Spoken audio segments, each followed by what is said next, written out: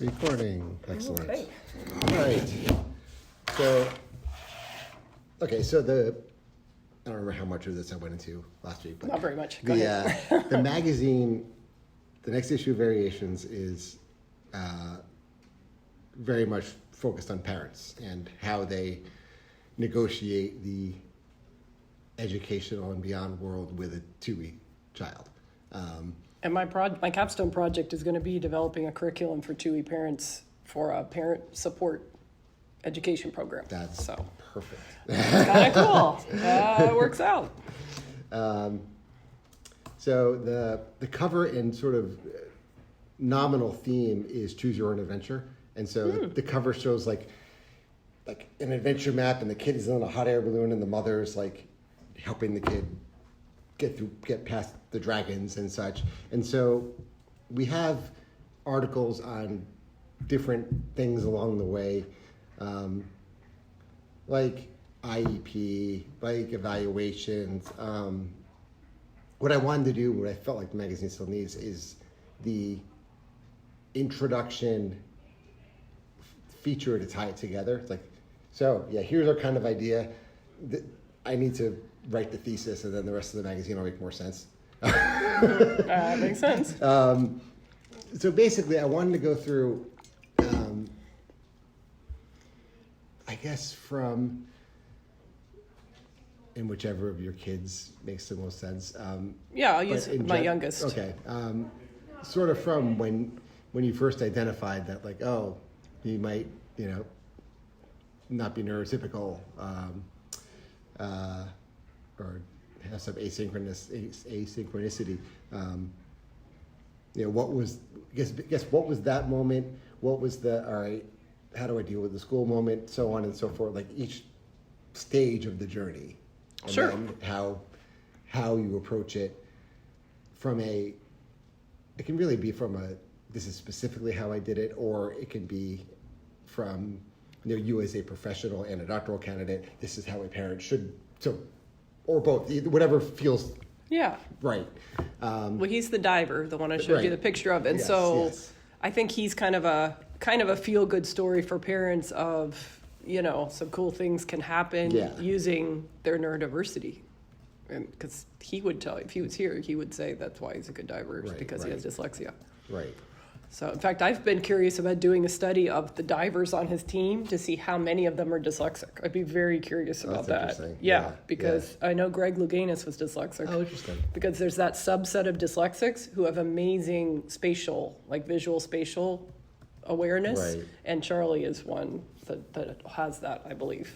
I mean, it's been tested in an IQ test, but he tells me he has it too. Got it. Okay. So, anyway. Okay, so do you want me to just talk about that? Yeah, I guess go through it. Okay. Well, Charlie's my youngest, and he's 11, and he has two older brothers who are 14 and 17, and both of them are neurodiverse. So by the time we'd gotten through those sorts of things, those evaluations with the older two, I kind of expected that there might be something just, genetically with the third one. I mean, you just never know, I guess. Right. He did run on his toes when he was young and kept falling over, and his middle brother has autism, and so I was concerned about that, and so I took him early to OT, and they did work with him on that.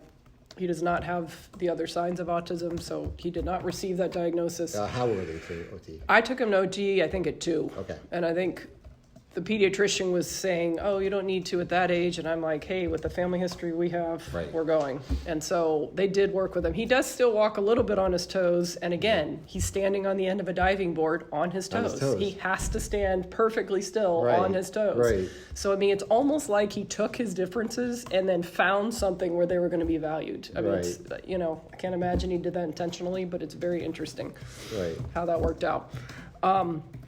So anyway, so he was already doing some OT stuff, and then he went to kindergarten, and he was an older kindergartner just because of his birthday in November. And so I had, I thought he was pretty bright, but nothing had jumped out, and I was really busy with the older two with all their stuff going on. And but he just was not learning to read that year. and I'd read books to him, and I remember this book about a penguin. It was like penguin, like every part of it had penguin, every page had penguin on it. And then at the end of the book, I asked him to spell penguin after he'd read it, 10 times, and he just could not even get past the P. Right. And I'm just going, based on the older two, the other two learned to read at like 3, it was, which even if you were just typical, 5 and 6 would be an appropriate age to be able to remember how to spell fairly easy words, right?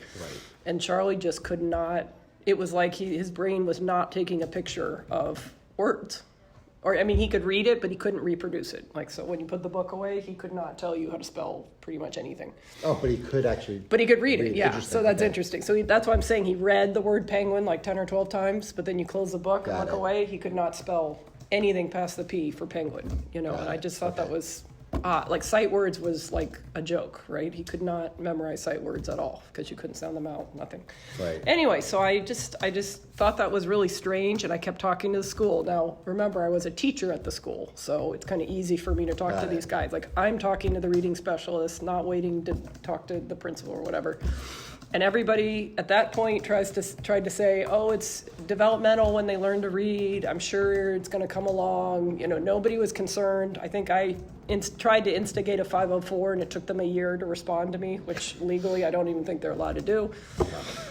Anyway, so I just took the bull by the horns, and by March of kindergarten, took him and got my own neuropsych evaluation with someone who's expert in giftedness, because I just figured with the family history that was probably there, but it was hard to tell because he couldn't do a lot of kindergarten things. Right. But he could talk to you about climate change or some really advanced topic, but he couldn't really write. He couldn't read very well. Anyway, so the neuropsych evaluation showed profoundly gifted, like his oldest brother, and she said, and his processing speed was so low, I think it was 80 or something. His processing speed was so low compared to his IQ that the psychologist was basically like, he has to have a learning disability. I'm not positive which one it is, but you should have figured this out like yesterday. I'm like, okay, thanks for that. So it took, again, school did nothing for me. It just took, I think, another month or two and another couple $1,000s until finally somebody looked at his stuff and was like, okay, he has dyslexia. And I read a book on dyslexia, Overcoming Dyslexia, and I was like, yep, he does that, this. So I felt comfortable with the diagnosis at that point. So anyway, around that time, he was figuring out that he wasn't learning to read, and that the other kids were at his age, and he actually said he didn't want to live anymore, which was just absolutely floored me to hear that from, a 6-year-old. Right. So Did he say that to you? Was it in the classroom? No, he said it to me. Okay. He said it to me, and I shared that with the school counselor, and even then they did nothing. They offered nothing. It was like, wow, I would think that would be a red flag of some sort, but apparently it's not. So anyway, I had him speak to a counselor, that had worked with our family, just, to try to help him with the mental health aspect of this, because I didn't really know what to do, Anyway, around that time, dyslexia diagnosis, I was told, I knew Orton Gillingham was the gold standard for dyslexia training, and so I found out, like, if you look at all the reading centers, there's thousands and thousands of dollars. He would have had to spend all summer, like 5 hours a day, doing all this stuff. He's a very active little boy. I knew he wasn't going to want to do any of that. So there's the Barton system, which is an at-home program that you can do with your child. It's very tedious. It's very time-consuming.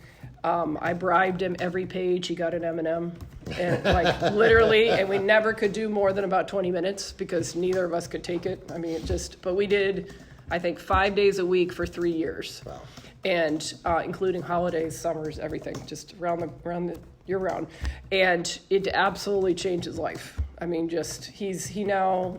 Oh, actually, I'm sorry. And at the time, the principal, based on his IQ score, did skip him a grade. So he actually skipped first grade, even though he was barely reading, because the principal at least had the foresight to say, this is a really smart kid, and oh, by the way, he's going to have dyslexia, whether he's in first grade or second grade. So he did, but he also, to be fair, had my oldest son who went to college at 13. Okay. So he had the family history. Yeah. He'd known me for 10 years. I was one of his teachers. So that's the only reason I got, special dispensation for Charlie. I'm sure at a normal school I wouldn't have. Right. Anyway, so he skipped first grade, so he just walked into second grade right around that time. I think he got a 0 on every spelling test he took for the first couple months of the year. Then we just accommodated the spelling test, so it was multiple choice. Like, he literally had to take multiple choice spelling tests. Anyway, did the Barton for the accommodation. Like, who was that? Do you push that? Was that a teacher? He went and had some visual processing training, and that eye doctor said, because I told her about the spelling situation, because like, how grim is that to get a 0 every week? Right. I mean, what really is the purpose at that point? And Right. the teacher felt horrible. I mean, she felt absolutely horrible. Right. Because she knew he was a smart kid. Right. Anyway, so the eye doctor said, you know what? Go get your teacher to do just like multiple choice, each week or each thing, she'll call it out. He can circle it, and that way he's at least reading it. Right. So without talking to anyone else at the school, the teacher and I just had that agreement, and it was really nice that she was willing to do it. And every Sunday night, I put the test together. So it was no extra work for her. Got it. I put together the multiple choice test, emailed it to her, and then she gave it when everybody else had their test. So I don't know that any other student knew that's what he was doing. Right, but it was nice of that teacher to work with. Yeah. Very nice. Again, major advantage of working at that school. Right. I had these ins with these teachers. So I don't know the administration ever knew we even did that, but it really helped his self-esteem because he could get 100 on a multiple choice test because he could read all the words. Right. We didn't have to study, but he could not spell them. He couldn't write them. So anyway, so 3 years passed, and it didn't take 3 years, but pretty quickly his reading became much more advanced. His spelling improved hugely. So he's now just finished 6th grade. So 5 years later, I guess, from this, just finished 6th, and I had him evaluated again recently, as in like 2 months ago. Still profoundly gifted, as you would imagine, but they gave him these very specific, like the FAR dyslexia test. I think it has 13 subsections in it of, it's basically a dyslexia screener, and then you can go in and check all the different aspects of it. Every single subsection, he was average to above average. And the psychologist, I had included his work from 2nd grade. I included, she actually could see work samples of him getting 0s, like what it looked like in 2nd grade. And he reads at a high school level. Right. And so she was just absolutely flabbergasted. I mean, she was like, I've never seen a student make that much progress. Like, I can't believe that's really the same kid. Right. And so it absolutely worked. I'm like a diehard fan of this methodology that we did. And so I'm about to start as the academic director at a nonprofit learning academy for twice exceptional students. A number of them have dyslexia also, and so I've already put the Barton in place there. One of the teachers is training and is doing that with individual students. So, what is the learning academy? It's called 2, like the number 2, lowercase e, the number 4, lowercase me. 2E for me Academy. Got it. And it's a nonprofit learning academy in Newport Beach. And it serves twice exceptional students, and I'll be the academic director, where I'm going to lead everything from a strength-based perspective and try to bring along strategies. And so that's why I immediately put in the Barton. I said, that's it, order the Barton, get one of your teachers to train on it. One of the more boring trainings you'll ever do. But I had to do it because it was like I had to know that I tried my hardest with my son or for my son, because not being able to read and write holds you back in every subject, right? So, no matter what the outcome had been, I was going to make sure that we tried. And that's kind of my philosophy with all 3 of my neurodivergent kids is, just make sure we left no stone unturned and did the best we could in all, as many situations as possible, so that, hey, if one of them lives with me at the end of after their schooling, we know we did everything we could to seek independence and to have them reach their potential. And you said you homeschooled for a year? I homeschooled Charlie, the youngest, the one we were talking about. Yes, over the pandemic, I was still doing the Barton, and again, the ELA, like the English language arts stuff, it was too hard for his, like, where he was. And so I just thought, we're home anyway, Right. And why are we doing double ELA lessons when one of them doesn't even match his where he is right now? Right. So I just pulled him out of school completely for that year and put my own curriculum, and it was pretty much what Bridges does, I think, and what I'm planning to do at this academy is I knew all his strengths, I knew his challenges, and then I tried to mesh the two of them together and kind of bring him along. And then for his ELA, it was basically the Barton and reading a bunch of classic novels and stuff like that. So, yeah, that actually went really well. He was sad actually to go back to school. He was sad to go back to school, but. Does he have socialization issues? It was weird when he skipped first grade. That really bothered his kindergarten peers. Yeah. Like they would come up and ask me in music class because I was their music teacher. Like, why is your son in second grade? I mean, it was like really disturbing to these kids. I was like, really? Why do you guys care? Anyway, so that bothered them a lot apparently, and from second and third, he didn't have a lot of friends, and I couldn't, he's a sunny, cheerful, friendly kid, and so, I mean, I honestly think he was probably a little more mature than the average kid there, or further along intellectually, or whatever you want to say. Right. Then he was home for fourth grade, and we pretty much didn't see anybody, and then he went back, and really this past year is when he's in like an actual social group now, he gets invited to things. And so this year was a really great year for him that way. Got it. Okay. So it took a little while. I don't know. I don't really feel like it was a lack of skills on his part, but Sure. I don't know. Yeah. And then, were there other episodes with administration, district, any? We are at a charter school, so nothing goes through the district, which worked in our favor. Yep. Absolutely worked in our favor for all three of them. The principal was always really supportive. What has happened currently is that I'm trying to get him. I had him take the algebra, like the entrance exam, like they do an entrance exam. For to get into algebra a year early. Oh, for him in your school. In our school, yeah. Okay. Normally they take it in 7th grade going into 8th. I had him take it in 6th going to 7th, along with another child I'd been working with, who was gifted. And the administration doesn't seem very open to them doing it early. And, my oldest son was like, I don't even know, 4 years ahead in math at this point, or some crazy something, which they let him do. The school was smaller back then. It was just, now it's bigger. They don't want parent complaints, I remember my algebra class in 7th or 8th grade had a 4th grader in it. Yeah, it is. It was kind of like, I don't think the kids would care. I don't think it's about that, so I don't know. Anyway, so that's a little frustrating, and I'm still deciding how much I want to complain about that. Right.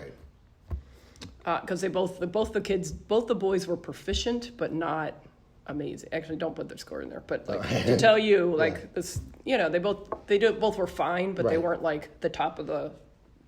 But then they're a year younger than everybody else, and 2 years younger than most kids who take algebra. So it's like, in my opinion, I don't know. I was actually going to ask your mom if she thought I should push on that, because when I was in 5th grade, she just got her doctorate, and we moved to Ohio where she got her first teaching position at Bowling Green, and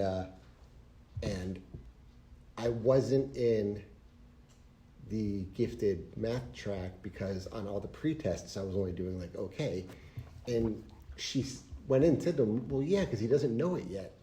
As soon as you start to teach him, he's gonna be at the top. Fine, exactly. No, there's definitely an element of that. They gave into that, and yeah. Well, and that's kind of what I think my argument could be for these two. And I know one of them's my kid, but one of them's not my kid. Right. And I've worked with them all year, and they know I did. Because that was my internship, was working at my school as kind of the gifted differentiator. Okay. So I actually did a project with the 6th graders, which was Charlie, and included him to give him some gifted, to give him some experience doing an independent study. And then I also did that same thing with the 8th grade. And so that's a little bit ironic that, you know, in order to give my child gifted education, I basically had to go get a doctorate, do an internship at his school, and then run the entire pilot program myself. So That's wild. Yeah, it is wild. Yeah, actually in his 504, we were talking about how he could be anxious sometimes, and he had told me that his anxiety was lower when he was being challenged more. Interesting. Yeah. And so the lady in charge of the 504 said, well, who's in charge of that at this school? Because she works at a couple schools. I was like, I think that's me. And that's my own child, 504. Is that crazy? I mean, it was pretty funny. And that's when I was like, okay, I guess I'm doing a pilot study with the 6th grade. Isn't that funny? It was pretty odd. Why in this particular case is it 504 versus IEP? He doesn't, I mean, dyslexia, they typically do a 504, I think, unless it's so severe that they can't. Interesting. I wouldn't have known that or thought that. But yeah. Okay. Yeah, no, ADHD too. That's not an automatic IEP. Huh. I mean, it probably depends on the severity of Sure, it. But autism is pretty much an automatic IEP, at least when they're young. So my middle one's always had that. But Right. no, I mean, I had to kick and scream on the 504 because, of course, my son's, even before we did the Barton, he was average. He was at least average at everything, right? Like he was at grade level, right? I mean, even after having skipped a grade, he was at grade level. So and any deficits he had, they were like, oh, well, you skipped him. Like, yeah, he needed to be skipped. And by the way, he has dyslexia. So that's why, you know. So they didn't necessarily love that, but I was really appreciative that the principal stuck up for him.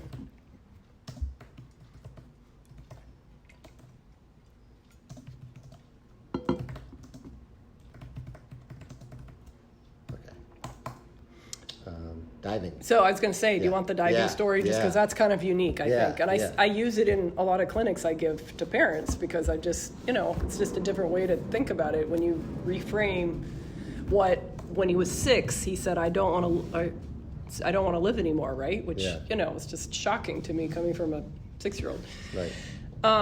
Anyway, so when he was 7, so really only a year or two after that, and it was over the pandemic, he started diving. He had just always, like even when he was really little, like 2 or 3, his brothers were swimming and he would run down to the diving end and see the diving coach, and it's the coach he has now, which is kind of cool. But he'd like run down there and watch the divers and say hi to them. Anyway, so he got onto the diving team and so he's been diving since 7, and maybe a year or two ago, is it a school? Is it a local? It's just like a diving club, I guess. Okay. Yeah, like a private club. Yeah. It's part of USA Diving, so they feed like to the Olympics and stuff. Got it. And so he was standing, you know, he was doing well, but he was standing on the board, particularly the high dive backwards on his toes. You know, he's like standing there getting ready to do it, right? But he was standing there longer than they wanted him to, like longer than most of the kids. Most of the kids just get up there and do it, right? So he was there for maybe 30 seconds, and I think you get points deducted if it's over a minute. Anyway, the coaches were like getting annoyed with him, basically. In fact, they finally came to me, and I'm like, what do you expect me to do about this? I'm sitting in the stands, okay? I can't control what my son does. And he's standing on a diving board backwards. What am I supposed to say? But I finally asked him, like, what are you doing up there, buddy? You're stressing out your coaches.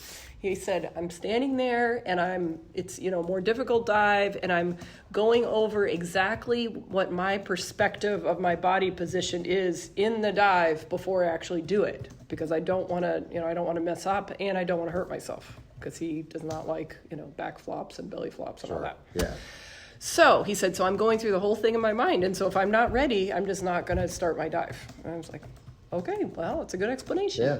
So as he's gotten more advanced, he doesn't do that anymore. You know, now he's able to go quicker. But I said, wow, that's really interesting that, you know, do you think about that a lot with just how you do things with your body? And he's like, oh, yeah, doesn't everybody? I was like, no, I don't think about that at all. So it's more of a constant part of his just the way he just sees how the world. That's what it seemed like. And so he turned to me, and this is great. This quote is great. How do you live? That's what he said to me, because I don't visualize everything I'm going to do before I do it. And I would argue my visual spatial skills are lower than average. That is definitely not a strength of mine. yeah, so he said, how do you live? I'm like, well, I put one foot in front of the other, and somehow I manage it. But it was at that point that when he realized that not everybody does that, right, that he was like, wow, that is a strength, like that's my super strength. And he knows that there's a subset of, dyslexics who have this skill, the research has talked about that, and that he's lucky enough to be one of them. And that's wild. Pretty sure he has told me, I think he has said that he would not give up dyslexia if he had the chance, because diving's really important to him. Right. So it's his second year he's made it to nationals, and it's pretty neat. That's great. They kind of treat it kind of like the Olympics, like they walk around in the big circle. Oh, that's cool. And they call their names out, and it's kind of cool. So anyway, that's my feel-good story, but it's all true. That's excellent. From an consulting perspective, what do you tell parents who don't work at the school? like how do they come work at the school? Right. It's really difficult. And I am starting work as a consultant and have started the Bentley Center, to work with 2E parents, because I have found the journey to be very challenging. I've had 3 children. We have 8 neurodiversities between the 3. I think we got a diagnosis about once a year for 8 years. And it was like by the end of the last one, it was like, oh my gosh, you become numb to it after a while. Yeah. So anyway, so it's a long process, very challenging. And so any way that I can help another parent, even if I'm just, either literally or figuratively holding their hand to say, right, you're going to get through this, My middle son, with autism's in the marching band, and he's on the drum line, and, he's doing all these cool things, and he's, going to high school, and he's in typical classes. Anyway, so I try to, help that way. But, my advice certainly is you catch more flies with honey. Like every time I've been in a zillion of my own kids' IEPs and 504s over the years, and I think only one time have I lost my temper, and that was when they implied that I was a tiger mom. And I said, because I wanted my autistic child to do more of something, and I said, do you know how much money I have spent on just purely on therapies for these kids? Right. Do you really think I just sit around to make them as advanced as I possibly can? Right. They do that themselves. I'm helping my children manage themselves, Right. And so that was super frustrating. But anyway, all the rest of the times, I don't know. I've never felt bullied in an IEP. I don't know. So your other children have IEPs. What'd you say? Your autistic son had IEPs. Yeah. So he still does. Yeah, so okay. he has his IEPs. Charlie had 504s. The oldest one had several evaluations, but is just really, really smart. And so I guess what I'd say, catch more flies with honey. So my other piece of advice is to educate yourself on exactly what they're talking about. And so I feel like that's why I've been confident when I've gone into IEPs.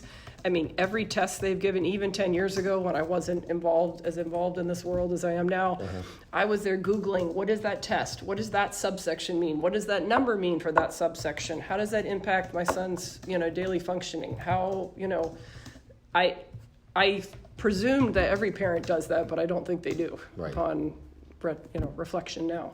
Right. But absolutely, that 43-page report, I made sure that I looked through it very carefully, and I called other people to see what they thought about that certain section and what I should ask for. And so I put a lot of preparation into my IEPs. I always knew what my goals were, so I think I could help parents with that. I'm looking forward to taking the assessment class this fall, because that's going to help even beyond, I guess I just have layman's knowledge now. Who teaches that? You know what? I can't remember. That nobody could tell me who it was, so I don't know. But it'll be very helpful. I understand the bouncing around of the 2E profile, I understand that, but even to get into super specifics, because that's what I always have done with all 3 children. Right. So, and that's just research anybody can do. I did that on a phone and a computer. Right. Like I mean, I had a couple consultants in the wings, and I would, call them and just go over a couple details or ask. But yeah, I think to me, and that's actually my philosophy for my center, the Bentley Center, is support through education. I just think it's so important, because if you understand what's going on as a parent, you're not going to feel,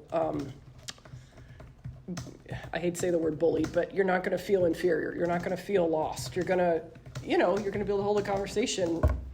And if they make a recommendation that doesn't make any sense to you, then you can say, that recommendation doesn't make any sense to me. What can we, look at it a different way? Or I'm not going to sign this today because I have a couple specialists I'm going to call. And that's, I never felt pressured to sign it, even if they wanted me to. It's like, well, I haven't investigated everything yet. So I'm not intimidated to call an IEP. I think I called 4 last year for my son in high school. But I was always nice about it. Would you say that's the ultimate, when it comes down to it, don't sign until you're ready to sign? There are a couple of times I have when it was very cut and dry and I wasn't asking for anything special. Sure. Yeah. So if it's that, but if you have any questions about anything, I would not, because it doesn't matter. You don't need to. Right. I mean, they want you to wrap up their paperwork, which I totally understand. Right. But you don't need to. They'll email you a copy later anyway, and then you can ask people. Right. And I mean, that's it. As I said, I had my consultants or my specialists in the wings that I could ask. Right. It doesn't hurt to ask. Right. And to get somebody else's opinion on something. So I think that's really how I've always dealt with it. So I guess that would be my main advice. And as a consultant, I will help you investigate all these things if you, feel intimidated to do that yourself. Did you ever think about changing schools? I actually just resigned 2 weeks ago. Oh. Wow. Okay. Just resigned, yeah. After 23 years as a music teacher. So I didn't, because it was so awesome for me to be there for the kids. Right.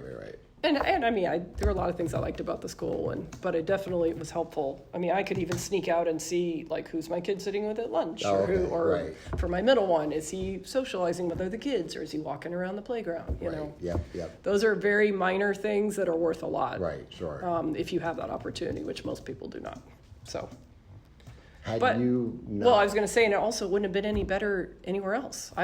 I've taught in, I don't even know how many, 15 public schools. As a traveling music teacher, I've been to a million different schools. It's not any different anywhere else. In fact, it's probably more personalized at this one, just because it's a little smaller.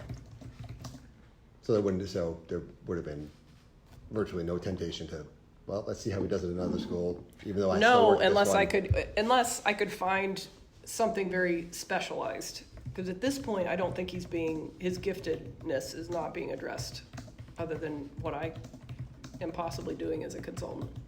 Is that a function of resources or knowledge? Well, there's no gifted program there. And so the principal's open to me helping with that. And so he has asked me to consult there next year. Okay. So we'll see what I do. So then are you just providing enrichment opportunities outside? I mean, they let me pull them out of class. Yeah. So it's, curriculum compacting. Basically, they pre-test out of a unit, and then and then they do their own individual projects within that domain, and then do presentations and stuff, which seem to go well, actually. I was just gonna say, that's what I'm presenting that model at NAGC. Oh, cool. That's the pilot study that I did. Do you think if you weren't doing that at the school, do you think you'd be able to do it with Charlie, just on your own, on his own? It's so busy now. I mean, he dives 8 hours a week. Right. And then with all the graduate school, it'd be really hard. Yes, the answer is yes, but it would be really difficult. I've gotten a lot busier with this program and teaching, interning. It's just a whole bunch of stuff going on. I mean, do I have the knowledge to do it? Yes. Right.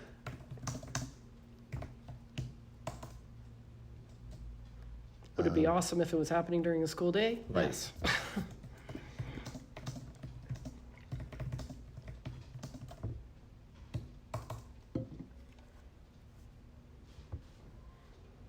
All right. Unless there's something else that I think you just want to share, I think this is great. Yeah. No, I mean, overall, he's doing really well. I'm pleased. I'm pleased for him. And academic, like grade wise, He makes straight A's. Wow. So it's not, and he does all, like, he's very independent. He's more independent than the older two. So he just does his own homework, never needs help with anything. So he just finished 6th? Yeah. Okay. Yep. As a separate issue, I have a book review that I wrote maybe a year ago on, I'm trying to think what it's called. The book was, it was 5, what is it? Things I Wish My Teacher Knew. 5 Things I Wish My Teacher Knew. Do you know that book? I don't believe so. It's okay. Well, is there any way I could send it to you? Yes. And if you liked it, would you consider publishing it in variation or whatever? Yeah, probably be on TuiNews.com. Or to it, yeah. Yep. Just if Yeah. any, and if you guys like, if you don't, I will not take offense, no, of course, at absolutely. all. Yeah, So definitely send it. is it okay Yeah. if I send it to Yep. you? Okay. That'd be great. That was actually part of the class, but I transferred from UVA, so from University of Virginia. Yeah. So I wrote it, but I didn't have the opportunity to send it anywhere because the Okay. class was like pretty much over. Gotcha. Okay. And I didn't think to do it. So anyway, Okay. I'm just going to Got send it. it to you. Yes, And just please if you do. want to do anything with Absolutely. it, then that would that'd be be great. great. But if Yes. not, don't worry about it. Awesome. Cool. Okay. Thank you. So much. Thank you. Oh yeah, and email photo too. If Oh, do you want- if you want one in there. If not, that's fine too. It's I think it'd be like what photo of him. Yeah, Oh, yeah. I think we could come up with something cool. That would be. I'll do a cool diving photo. so this app